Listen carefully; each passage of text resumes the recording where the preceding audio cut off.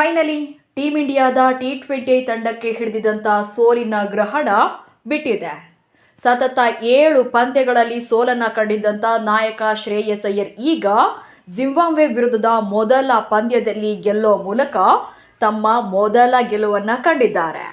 Ireland ವಿರುದ್ಧ clean sweep, England ವಿರುದ್ಧ clean sweep ಆಗಿ ಈಗ ಜಿಂಬಾಬ್ವೆಗೆ ಹಾರಿದಂಥ ಭಾರತ ತಂಡಕ್ಕೆ ಗೆಲ್ಲಲೇಬೇಕಾದಂಥ ಅನಿವಾರ್ಯತೆ ಇತ್ತು, ಒತ್ತಡವೂ ಕೂಡ ಇತ್ತು.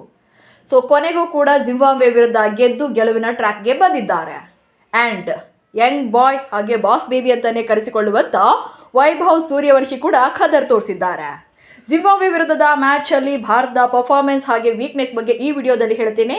ದಯವಿಟ್ಟು ಸುದ್ದಿಯಾನವನ್ನು ಸಬ್ಸ್ಕ್ರೈಬ್ ಮಾಡಿಕೊಳ್ಳಿ. ಭಾರತ ಹಾಗೆ ಜಿಂಬಾಬ್ವೆ ನಡುವಿನ ಮೊದಲ ಪಂದ್ಯದಲ್ಲಿ ಟಾಸ್ ಗೆದ್ದಂಥ ನಾಯಕ ಶ್ರೇಯಸ್ ಅಯ್ಯರ್ ನಾವು ಫಸ್ಟ್ ಬೌಲಿಂಗನ್ನು ಮಾಡ್ತೀವಿ ಅಂತೇಳಿ ಚೂಸ್ ಮಾಡ್ಕೊಳ್ತಾರೆ. ಅದರಂತೆ ಬೌಲಿಂಗ್ನಲ್ಲಿ ಎಕ್ಸ್ಟ್ರಾಡಿನರಿ ಪರ್ಫಾರ್ಮೆನ್ಸ್ ಬಂದಿದೆ. ಅದರಲ್ಲೂ ಕೂಡ ಜಿಂಬಾಬ್ವೆ ತಂಡದ ಬ್ಯಾಟಿಂಗ್ ಬೆನ್ನೆಲುಬಾಗಿರುವಂಥ ಬೆನೆಟ್ ಅವರನ್ನು ಫಸ್ಟ್ ಬಾಲಲ್ಲೇ ವಿಕೆಟ್ ಎತ್ತುವ ಮೂಲಕ ಮಯಾಂಕ್ ಯಾದವ್ ಅಲ್ಲಿ ಜಿಂಬಾಬ್ವೆ ತಂಡಕ್ಕೆ ದೊಡ್ಡ ಆಘಾತವನ್ನು ನೀಡ್ತಾರೆ. ಆ ನಂತರದಲ್ಲಿ ಬಂದಂಥ ಯಾವ ಬ್ಯಾಟರ್ಸ್ ಕೂಡ ಕ್ರೀಸ್ ಕಚ್ಚಿ ನಿಲ್ಲೋಕೆ ಸಾಧ್ಯನೇ ಆಗಲಿಲ್ಲ. ಬರಲಿ 26 ರನ್ಗಳನ್ನು ಹೊಡೆದ್ರೆ ಹಾಗೆ ಮರುಮನಿ 27 ರನ್ಗಳನ್ನು ಕಲೆ ಹಾಕ್ತಾರೆ. ಉಳಿದಂತೆ ಯಾವುದೇ ಬ್ಯಾಟರ್ ಕಡೆಯಿಂದಲೂ ಕೂಡ ರನ್ಸ್ ಬರೋದಿಲ್ಲ. ಇದೇ ಕಾರಣಕ್ಕೆ ಜಿಂಬಾಬ್ವೆ ತಂಡ 20 ಓವರ್ಗಳಲ್ಲಿ 7 ವಿಕೆಟ್ ನಷ್ಟಕ್ಕೆ 125 ರನ್ಗಳನ್ನು ಮಾತ್ರ ಕಲೆ ಹಾಕೋಕೆ ಸಾಧ್ಯವಾಗುತ್ತೆ. ಸೊ ಟೀಮ್ ಇಂಡಿಯಾ ತಂಡಕ್ಕೆ ಇದೇನು ಬಿಗ್ ಸ್ಕೋರ್ ಆಗಿರಲಿಲ್ಲ. ಹಾಗಂತ ಜಿಂಬಾಬ್ವೆ ತಂಡವನ್ನು ತುಂಬ ದೊಡ್ಡ ಬಲಿಷ್ಠ ಟೀಮ್ ಅಂತಲೂ ಕೂಡ ಕನ್ಸಿಡರ್ ಮಾಡಿರಲಿಲ್ಲ. ಹೀಗಾಗಿ ಸೊ ಆಬ್ವಿಯಸ್ಲಿ ಇಲ್ಲಿ ಟೀಮ್ ಇಂಡಿಯಾ ಚೇಸಿಂಗ್ನಲ್ಲಿ ಈಸಿಯಾಗಿ ಗೆದ್ದಿದೆ. ಇಂಟ್ರೆಸ್ಟಿಂಗ್ ವಿಚಾರ ಅನಿಸಿದ್ದೇನಂತಂದರೆ ವೈಭವ್ ಸೂರ್ಯವಂಶಿ ಅವರ ಪರ್ಫಾರ್ಮೆನ್ಸ್.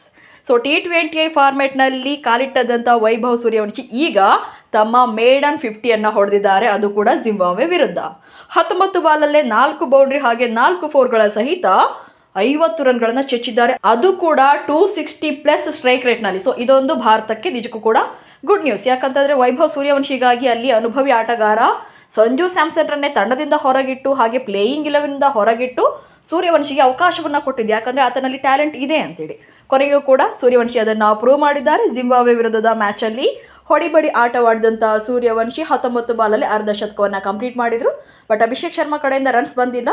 ದೆನ್ ಇಶಾನ್ ಕಿಶನ್ ಹಾಗೆ ಶ್ರೇಯಸ್ ಅಯ್ಯರ್ ಒಂದೊಳ್ಳೆ ಸ್ಕೋರನ್ನು ಮಾಡ್ತಾರೆ. ಸೊ ಇಂಡಿಯಾ ಈಸಿಯಾಗಿ 13.2 ಓವರ್ಗಳಲ್ಲೇ 3 ವಿಕೆಟ್ ನಷ್ಟಕ್ಕೆ ಟಾರ್ಗೆಟನ್ನು ರೀಚ್ ಆಯಿತು. ಸೊ ಅಲ್ಲಿಗೆ ಭಾರತ ಜಿಂಬಾಬ್ವೆ ವಿರುದ್ಧ ಗೆಲ್ಲೋ ಮೂಲಕ ಇಷ್ಟು ದಿನ T20ನಲ್ಲಿ ಕಂಡಿದ್ದಂಥ ಸೋಲಿನ ಸರಣಿಗೆ ಕೊನೆಗೂ ಕೂಡ ಬ್ರೇಕ್ ಬಿದ್ದಿದೆ. ಸೊ ವೀಕ್ನೆಸ್ ಏನಂತಂದರೆ ಇಲ್ಲಿ ಟೀಮ್ ಇಂಡಿಯಾ ಜಿಂಬಾಬ್ವೆ ವಿರುದ್ಧ ಗೆಲ್ಲೋದು ಅತಿ ದೊಡ್ಡ ಸಾಧನೆಯಲ್ಲ. ಸೊ ನೆಕ್ಸ್ಟ್ ಬರುವಂಥ ಸೀರೀಸ್ಗಳಿಗೆ ಪ್ರಿಪೇರ್ ಆಗಬೇಕಿದೆ. ಬಟ್ ಇಲ್ಲೇನಂತಂದರೆ ಗೆದ್ದಿರೋದು ಅಟ್ಲೀಸ್ಟ್ ಒಂದು ಪಾಸಿಟಿವ್ ಮೈಂಡ್ ಸೆಟ್ಟನ್ನು ಕೊಟ್ಟಿರುತ್ತೆ. ಹೀಗಾಗಿ ಇದೇ ಪಾಸಿಟಿವ್ ಮೈಂಡ್ ಸೆಟ್ ಏನಿದೆಯಲ್ಲ ಇದನ್ನು ನೆಕ್ಸ್ಟ್ ಬರುವಂಥ ಸರಣಿಗಳಿಗೂ ಕೂಡ ಕಂಟಿನ್ಯೂ ಮಾಡಬೇಕಾಗುತ್ತೆ. ಸೊ ಫೈನಲಿ ಗೆದ್ದಿದ್ದಾರೆ ಅನ್ನೋದಷ್ಟೇ ಖುಷಿ. ನಿಮಗೂ ಕೂಡ ಈ ಪಂದ್ಯದಲ್ಲಿ ಭಾರತ ಗೆದ್ದಿದ್ದು ಖುಷಿಯಾಗಿದ್ದರೆ ಕಮೆಂಟ್ಸ್ ಮೂಲಕ ತಿಳಿಸಿ. ಹಾಗೆ ಸುದ್ದಿಯನ್ನು ಫಾಲೋ ಮಾಡಿ. ನಮಸ್ಕಾರ.